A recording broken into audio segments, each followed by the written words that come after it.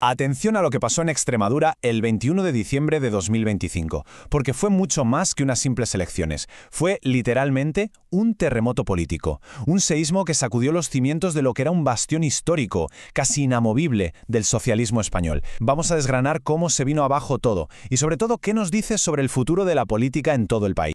Y para empezar, vamos directos al dato más impactante, el que lo resume todo. Miren este número, -10. Esa es la pérdida neta de escaños del Partido Socialista. Una cifra que no es solo una derrota, es que es un colapso en toda regla. La pregunta es obvia, ¿cómo se ha podido llegar a este punto? Y es que para entender la magnitud real de esta caída, primero hay que ser conscientes de la altura desde la que cayó el PSOE. Pensemos que durante décadas, Extremadura no era un territorio más en el mapa socialista, no. Era su gran fortaleza, un lugar que se consideraba inexpugnable. De hecho, durante más de 40 años se la conocía como el granero socialista, y el término es perfecto porque describe justo eso, una fuente que parecía inagotable de votos, algo seguro. Era el corazón de su poder, un sitio donde el PSOE no es que gobernara, es que era el poder. Bueno, hasta ahora. Fíjense en la velocidad del desplome, porque es que es increíble. En solo 2 años, el PSOE pasa de estar casi en el 40% del voto a duras penas superar el 25%. Eso, para que nos hagamos una idea, es una hemorragia de casi 100 millones de votos. Una pérdida de confianza así de masiva suele apuntar a un responsable muy concreto. Y sí, aquí está el epicentro de todo el problema para los socialistas, su candidato. Miguel Ángel Gallardo se presentó a las elecciones mientras estaba siendo investigado por la justicia, nada menos que por presunta prevaricación administrativa y tráfico de influencias. Una situación, como se pueden imaginar, insostenible. Además, el escándalo cogió una dimensión nacional porque estaba relacionado con la contratación del hermano del propio presidente del gobierno. La defensa de Gallardo: negarlo todo, decir que era una gran mentira. Pero en lugar de calmar las aguas, su negativa a dimitir consiguió justo lo contrario. Desmovilizó a sus propios votantes. Sus palabras la noche electoral lo dicen todo: malo, muy malo. O como lo describen las fuentes, un desastre sin paliativos. Claro, y mientras un gigante se venía abajo, otra fuerza política emergía con una energía brutal. Porque si la caída del PSOE fue un hundimiento lento, el ascenso de Vox, bueno, eso sí que fue el verdadero terremoto de la noche. El otro número clave de la noche es este, +6. Vox no es que creciera un poco, no, es que más que duplicó su presencia en el Parlamento, pasando de 5 a 11 diputados. Y con eso se convirtieron de repente en la pieza indispensable para que la derecha pudiera gobernar. La euforia, como es lógico, se palpaba. Su candidato, Óscar Fernández Calle, lo dejó muy claro. Extremadura va a tener más del doble de Vox. Era toda una declaración de intenciones. Pero la pregunta es, ¿cómo lo hicieron? Pues su estrategia fue, la verdad, de manual. Cogieron un tema, el de la inmigración masiva e ilegal, y lo repitieron como un martillo hasta 32 veces en su programa.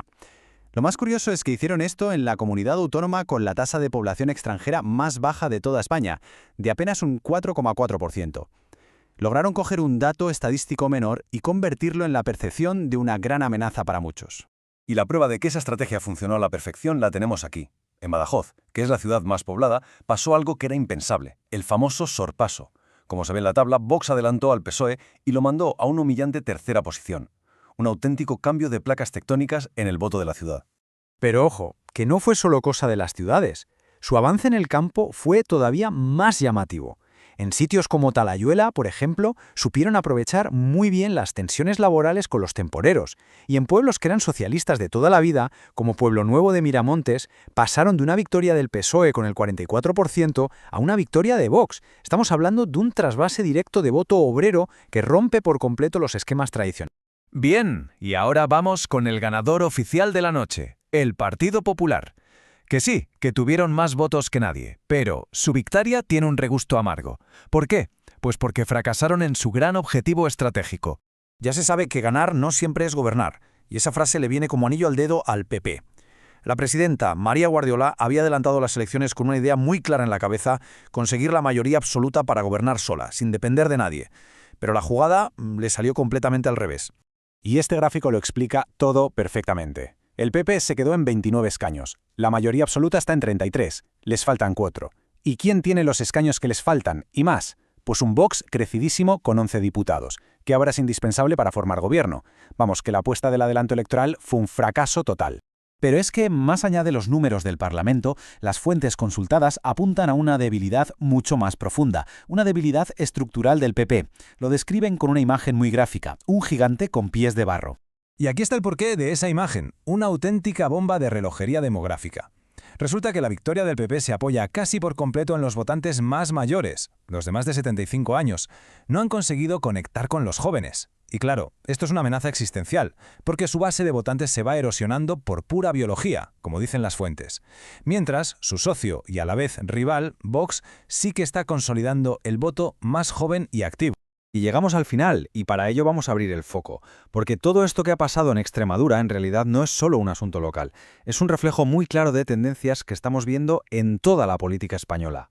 Es que este gráfico es demoledor. Si sumamos al PP y a Vox, el bloque de la derecha se pone con 40 de los 65 escaños. Controlan casi el 60% del voto. Esto ya no es una simple victoria, es la confirmación de que en esta región la derecha ha alcanzado una mayoría social abrumadora. Y justo por eso, las fuentes señalan a Extremadura como el canario en la mina. Ya saben, esa vieja metáfora de los mineros que usaban un canario para detectar gases peligrosos. Pues esto es lo mismo, una señal de alerta, un aviso de lo que podría estar por venir a nivel nacional. En resumen, lo de Extremadura nos deja 3 grandes titulares que resuenan en toda España. Primero, la consolidación de un bloque de derechas muy mayoritario. Segundo, el colapso territorial del PSOE, que está perdiendo sus feudos de toda la vida. Y tercero, y este quizás sea el más importante, la normalización de Vox, que para muchos votantes ha dejado de ser un voto de protesta para convertirse en una opción real de gobierno. Y todo esto, claro, nos deja con la gran pregunta final, una que resuena mucho más allá de Extremadura. ¿Es este resultado un simple episodio regional o es en realidad un adelanto de un nuevo ciclo político para toda España? La respuesta, de momento, está en el aire.